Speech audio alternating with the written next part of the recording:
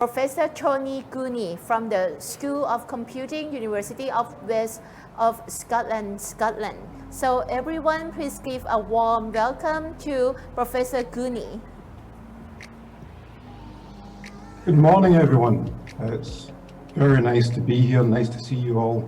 Thank you so much for inviting me along. I'm very excited to speak to you all.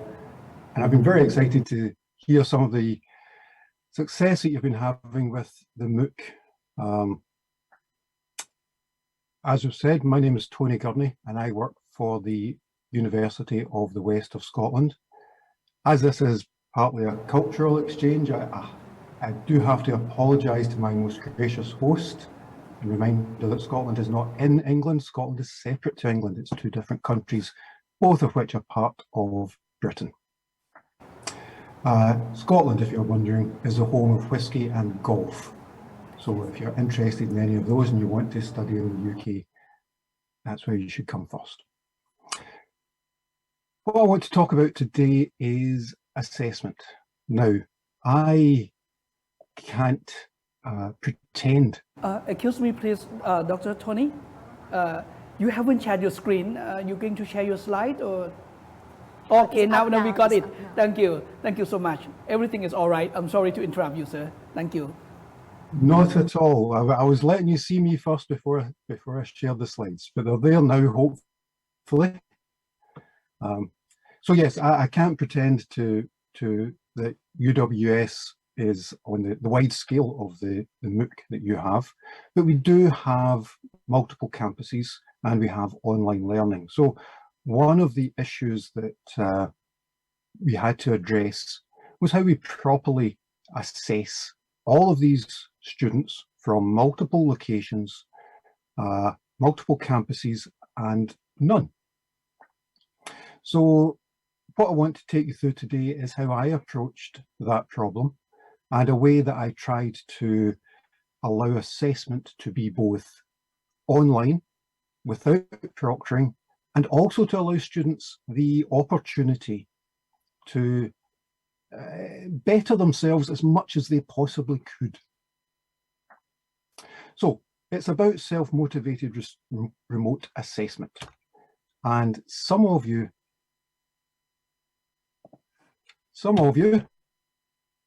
because it's very slow this morning, because it's very early here in Scotland, and I'm not seeing my slides update, even though they're updating here.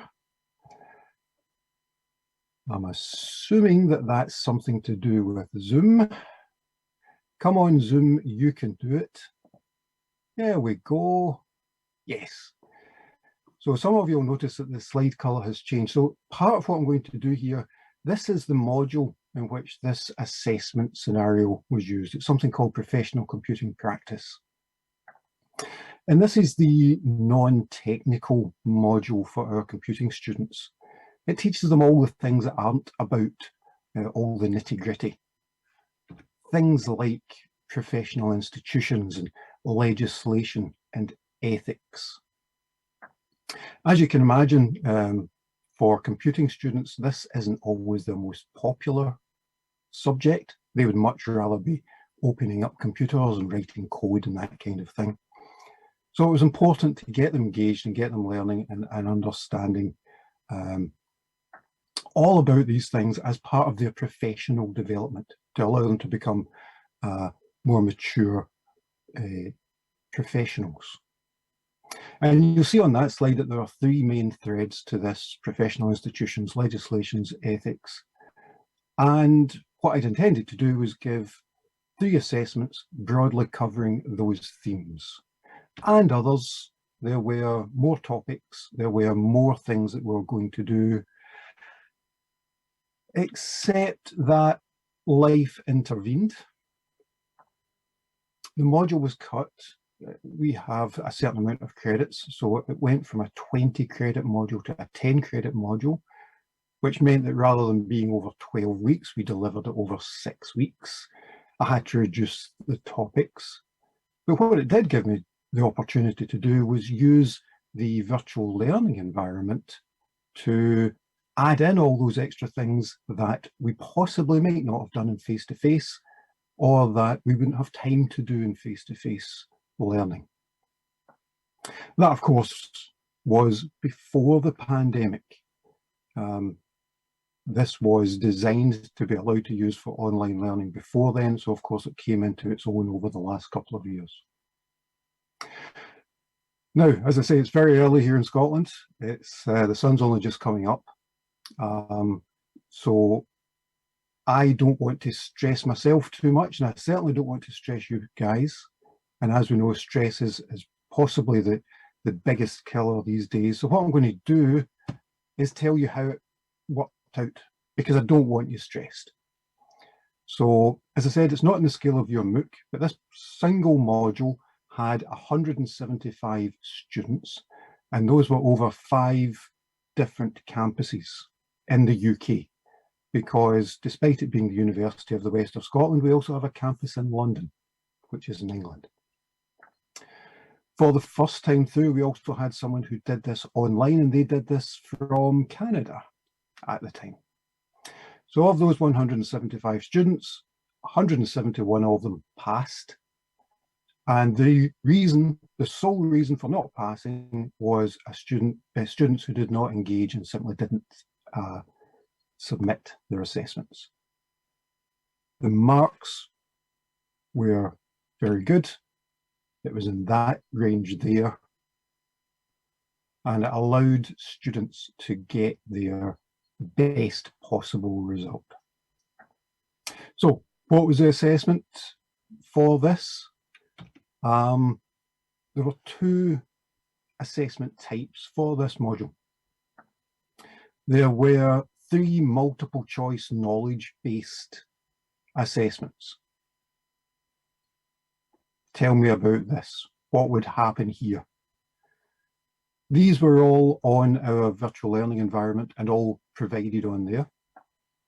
And to counteract the knowledge-based one, we also had an interpretive style assessment, which was a submitted report which we were going to do via peer assessment. In other words, other students would look at the submissions and would mark them. So that was fine. And you'll remember I was doing this under a lot of time pressure, because the change to the module and the change in the time and the change to the credit rating, I had only 4 days to put this into effect. So it was a great week. But I was able to give it that split between those types of exams. I was able to remove the final exam, you know, the traditional type exam where people walk into a room on a desk and write out things.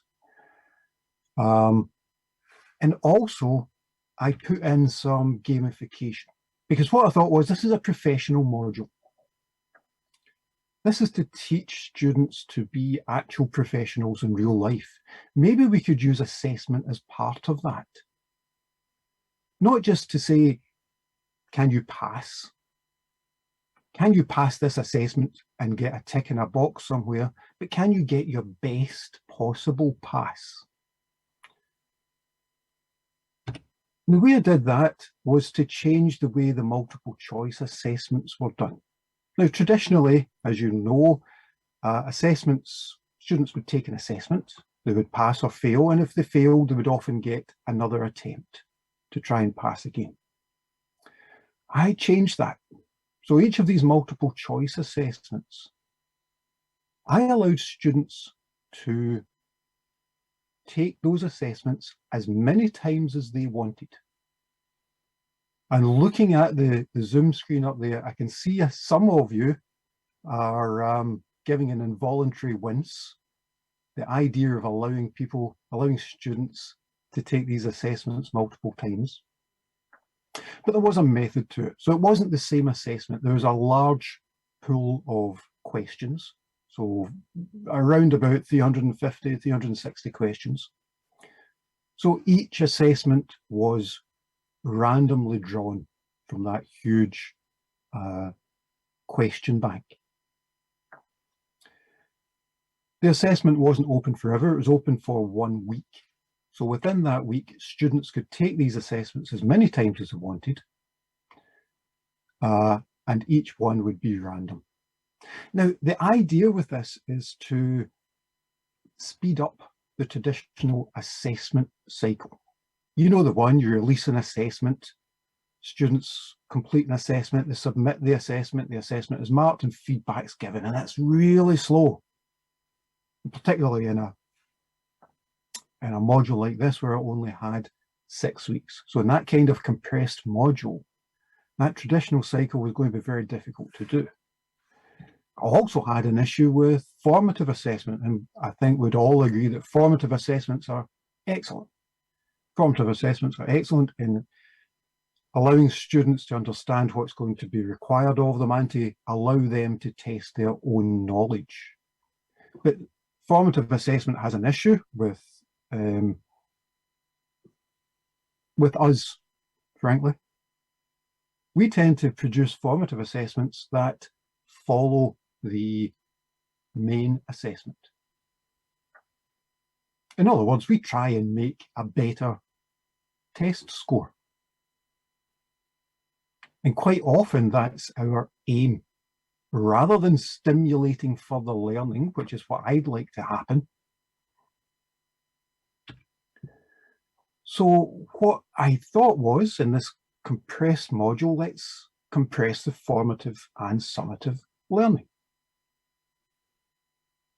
Take the formative and summative assessments, put them together, have a compressed feedback module so that feedback got to students as quickly as possible, so that they could have a better understanding of how they were doing on the assessment. Now, I'll not go into formative and summative assessment in detail because you'll know about that, and some of the links there, if you want to read some of the background, are also on the screen. But what I wanted to get away from was the type of formative assessment that, if we were teaching arithmetic, would say what is 2 plus 3, and then have a summative assessment where they're actually getting marked on it that said what is 4 plus 5. It doesn't help learning. It does not help students to learn at all, to give them the same type of question but with different options later on. The other problem I would have, of course, is that in 6 weeks, to try and do formative assessment and summative assessment, I'm not entirely sure where the learning would fit in. Every week would be either a formative or a summative assessment. So what I decided to do was take these multiple choice assessments. Now, if multiple choice isn't a panacea, it doesn't fit all, and you will all know that there are both advantages and disadvantages to multiple choice assessments.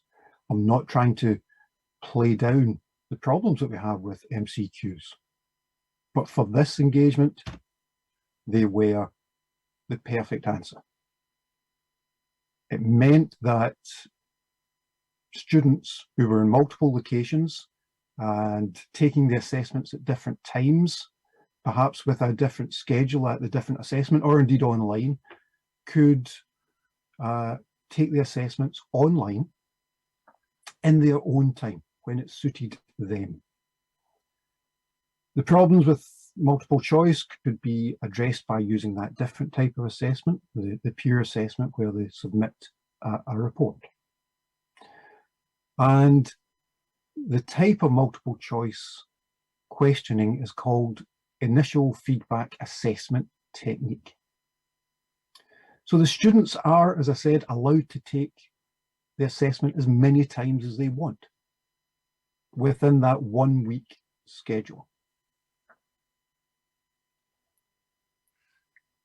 It means that they get immediate feedback. They know what they are doing and how they are getting on. They take the test, they get a result, they know how well they are doing. They can then go away to look at the materials and try and get better. In other words, it encourages them to go and study. If they understand how well they're getting on, then they can go back to the materials and keep studying them. And by actively engaging with the assessment, it does another nice thing. It promotes retention. Students keep the knowledge for longer. Now, I was a bit worried about it. I was worried that the students wouldn't understand what was going on, so I actually put in an initial practice assessment just for 10 marks. The students weren't fazed by this at all. Or at least they weren't fazed by the multiple choice assessments. The peer assessment, on the other hand, the one where they had to produce a report, but that report was marked by their peers in order to do all the nice things that are on that slide there. Because remember, this module is for students who could quite easily, at the end of the academic year, be out in the real world. So I wanted to give them the chance to look at other people's work and grade it, understand it, see what was different, and decide whether or not it was suitable. They weren't overly keen on this idea. They didn't even particularly understand this idea. So one of the things that I looked at was how they engaged with the explanation of the assessment. There was a tool called Office Mix, and it allowed you to get analytics for the presentation. So the assessment presentation here, you can see the viewing times. This slide here, 6, is for both types of assessment. Slide 7 is for multiple choice, and slides 8 and 9 are for peer assessment. And you can see that they spent much longer trying to understand the peer assessment than they did trying to understand the multiple choice assessments. In fact, peer assessment they spent less than 30 seconds on. Multiple choice they spent less than 30 seconds on. For each peer assessment slide, they spent almost a minute reading it and trying to understand it. And I won't pretend that students weren't also concerned about it. I did some research at the time because this was a new way to approach it, and I asked them questions about what they thought about this approach, because clearly it hadn't been done in any of their previous modules. Now, I haven't bothered putting the multiple choice results onto this presentation because they didn't care. They were quite happy to go on to a virtual learning environment, which is Moodle, and do multiple choice. They were absolutely fine. Peer assessment, on the other hand, they were very concerned about, and interestingly, they were still concerned about it after they had done it. So we got a small change from not being sure to liking, but everything is fairly similar, even after they'd done it. So this was after they'd done it, but before they had their mark. So they were still worried about it after they did it, which I thought was very interesting, because of course they did well. So how well? Well, they liked it. It worked really well. The students engaged well. They liked that immediate loop that they got back of getting their results. Because remember how this would work. They would take the assessment, they would get their results, but crucially, they wouldn't know which answers were correct. So if it was out of 20, they might be told, for example, that they would get 12 out of 20. Crucially, what they weren't told was which 12 were correct. They then had to make the choice. Do I try and get a better mark? In which case they can go away, they can study, they can take the assessment again. So you've got that nice loop going on to try and get a better mark than 12. And as I say, they could take it as many times as they want to try and get the largest mark possible. Now, the recorded mark was not the best one they took. It was the last one. In other words, there was some jeopardy in taking the assessment again. They could decide to take it again and their mark wouldn't be as good, because remember, this is a random assessment. They may have they may not get questions that suit them as well. So there's some jeopardy involved here. They can decide to try and advance, get a better mark, or they might choose to say, no, I'm happy with it. The only time they were told which answers were correct and which answers were not was when the assessment had closed after the full week and they weren't allowed to take it again. What that meant was they couldn't simply take the assessment multiple times, take a note of the questions and take a note of the correct answers. So did they reassess? Absolutely. Now what I've done is I've brought out some some statistics from one of the assessments. It's the third one, but the results were similar across all of these multiple choice ones. Most students wanted to get a better mark, so they did take it again. And for those 175 students, there were 762 attempts. Only 28 attempted the assessment only once, and you can see the range there. 28 students attempted it once, all the way up to one student who attempted the assessment 27 times. And again, I can see the wincing from some people. The idea that a student would take an assessment 27 times. But remember what's happening here. This isn't a no-cost reassessment. This takes time to do. And if they're doing it properly, it takes time to study. So what this student has done is taken the assessment, and I went into the detail. Their first attempt, they got 5 out of 20. They went away and they studied. They got a better mark, they got a better mark, they got a better mark. Each time that they retook that, the retention was getting better. It was going in and it was staying there. And they finally got a mark of 19 out of 20 after those 27 attempts. Now, I know this student, previously they might have taken an assessment, not quite passed, gone away, studied, and just passed. But I would suggest that they haven't kept that information in there, and that this approach allows them to keep that information far better than simply having 2 attempts. So do we get better outcomes? Absolutely, in terms of the numbers. Students managed to raise the mark. We had that closed loop that allowed the assessment to be used, that allowed it to be part of teaching, and allowed it to be part of learning, not just simply part of testing.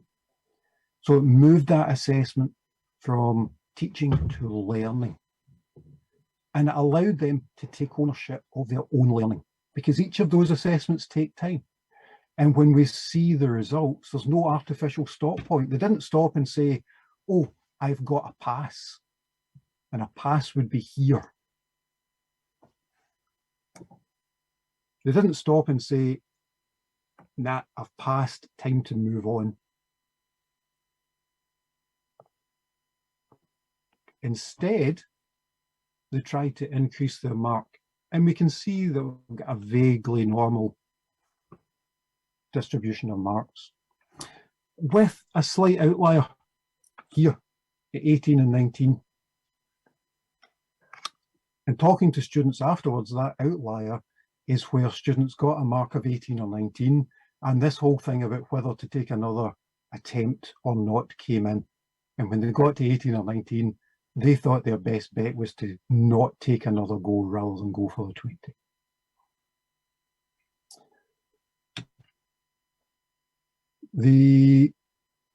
They used the attempt, so this is the mark change, and again we've got most students making an attempt to increase their mark by a median of 7 or 8 to try and just get a better mark. And that meant that the final marks were far better than the initial marks. So here's the initial mark here.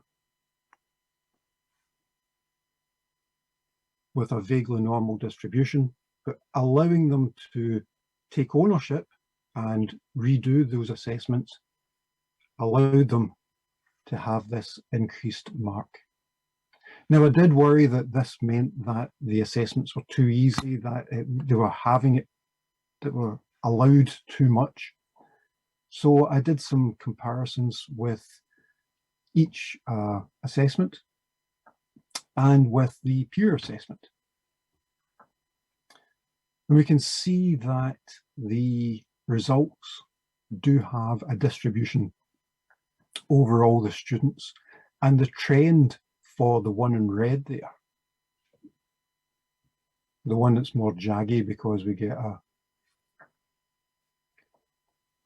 bigger, this is a peer assessment. It still follows the same trend as those IFAT assessments. So I'm comfortable that the level of the assessment was correct.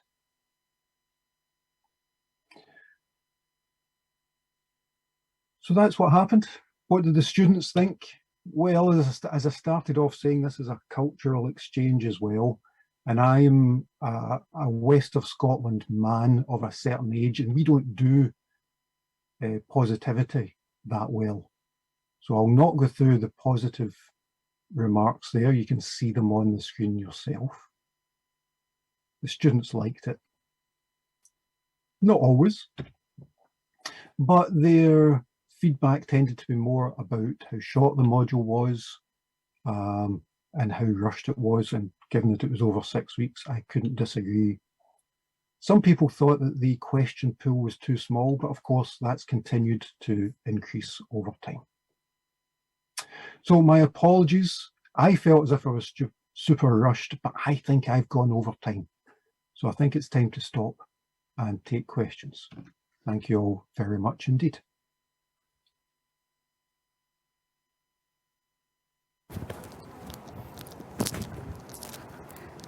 Oh, wow. Thank you so much.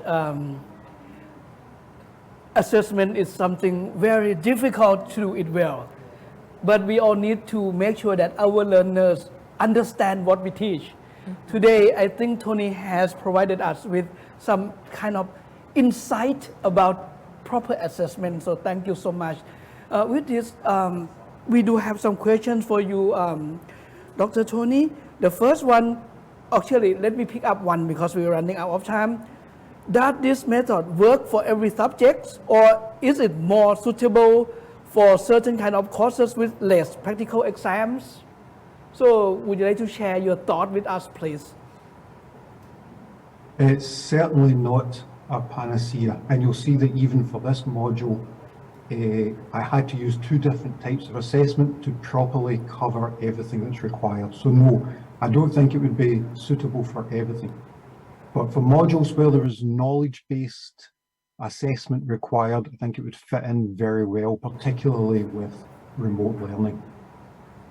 Okay. He means one size doesn't fit all, and that is something that we really enjoy from your talk. Absolutely. Thank you so much, Dr. Gurney, and hopefully next time we would be able to welcome you here in Thailand so you can talk more about the assessment method. Today it has been so good. Thank you so much, sir. Have a good day. Thank you. Have a good day. Thank you very much, and enjoy the rest of the day.